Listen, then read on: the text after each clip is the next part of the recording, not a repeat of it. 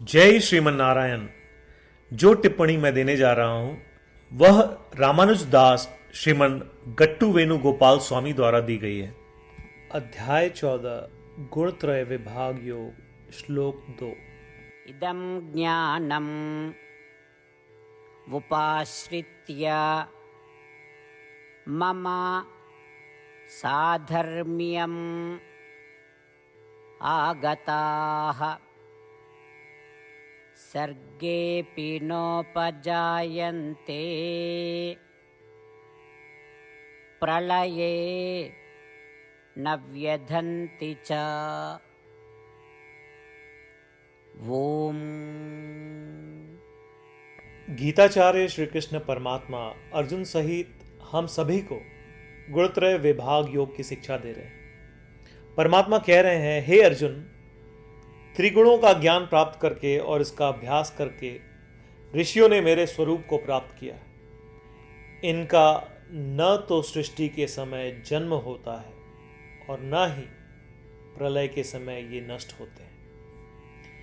इन शब्दों के साथ श्री कृष्ण परमात्मा हमें आवश्यक ज्ञान का आशीर्वाद देने वाले हैं, जिससे हम 3 गुणों के प्रभाव को पार कर सकते हैं, जन्म और मृत्यु के चक्र से मुक्त हो सकते हैं और उनके जैसा बन सकते हैं। इसलिए आइए हम श्री कृष्ण परमात्मा की शिक्षाओं को ध्यान से सुनने के लिए तैयार रहें, त्रिगुणों से प्रभावित न होने का प्रयास करें और स्वयं को श्री कृष्ण परमात्मा जैसा बनने के लिए तैयार करें।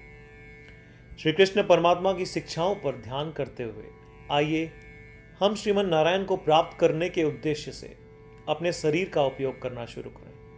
आइए हम श्रीमन नारायण के प्रति समर्पण करें और श्री कृष्ण परमात्मा के शब्दों को श्लोक के रूप में दोहराएं।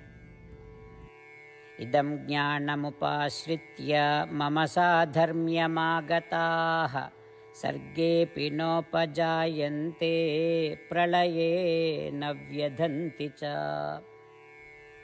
श्रीमद् भगवद गीता का संपूर्ण सार श्री कृष्ण परमात्मा द्वारा अध्याय 18 श्लोक 65 से 70 में 8 कार्य करने के लिए दिया गया है।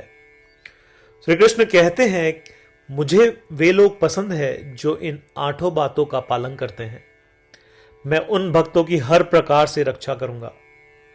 श्री कृष्ण परमात्मा द्वारा बोली गई संपूर्ण भगवद गीता को सुनने के बाद अर्जुन कहते हैं, करिष्ये वचनम तव, जिसका अर्थ है, कृष्ण, मैं वैसा ही करूंगा जैसा आप कहेंगे। यही कारण है कि श्री कृष्ण ने अर्जुन को सभी प्रकार की सफलताएं और जीत प्रदान की है। आइए परमात्मा को वचन दें कि हम इन 8 कर्मों का पालन करेंगे।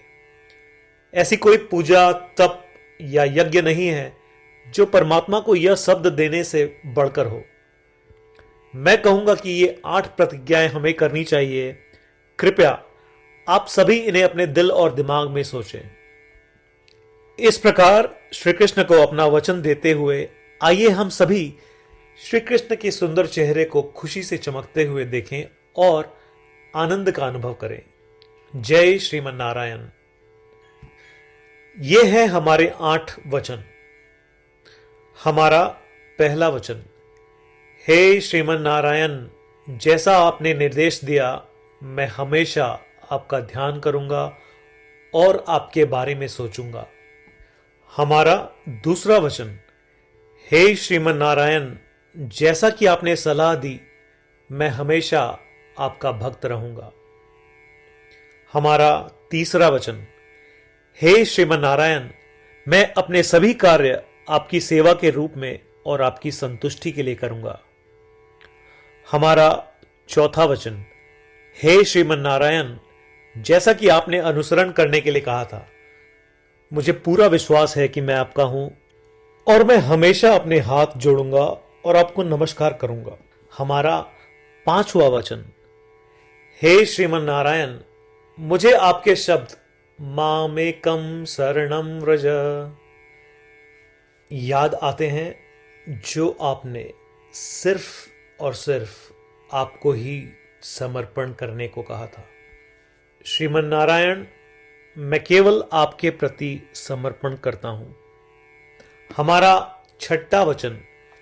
हे श्रीमन नारायण, मुझे आपके शब्द मां शुचः याद आते हैं कि आप हमें शोक न करने का आश्वासन दे रहे हैं। मैं अब शोक नहीं करूंगा। हमारा सातवां वचन। हे श्रीमन नारायण, आपने हमारे लिए श्रीमद् भगवत गीता देकर हम सभी पर कृपा की है और आशीर्वाद दिया है। मैं कम से कम एक श्लोक पढ़ने या सुनने का वादा करता हूं। हमारा आठवां वचन। हे श्रीमन नारायण, आपने सारी मानवता को गीता प्रदान की। मैं गीता में आपके दिव्य शब्दों को उन भक्तों तक फैलाने का प्रयास करूंगा जो गीता से अपरिचित हैं। हमने अभी अभी परमात्मा को 8 वचन दिए हैं। प्रतिदिन श्रीमन नारायण को यह वचन देना कि हम वैसा ही करेंगे जैसा वे कहेंगे, अपने आप में एक महान पूजा है। आइए हम उसे अपने अटल विश्वास के साथ अपना वचन दें। श्रीमन नारायण करिष्ये वचनम तव, जिसका अर्थ है श्रीमन नारायण, मैं आपके निर्देशों के अनुसार कार्य करूंगा। सर्वम श्री कृष्णार्पणमस्तु। जय श्रीमन नारायण। इदं ज्ञानम् उपाश्रित्य मम साधर्म्यम् आगताः सर्गेऽपि नोपजायन्ते प्रलये न व्यधन्ति च। ॐ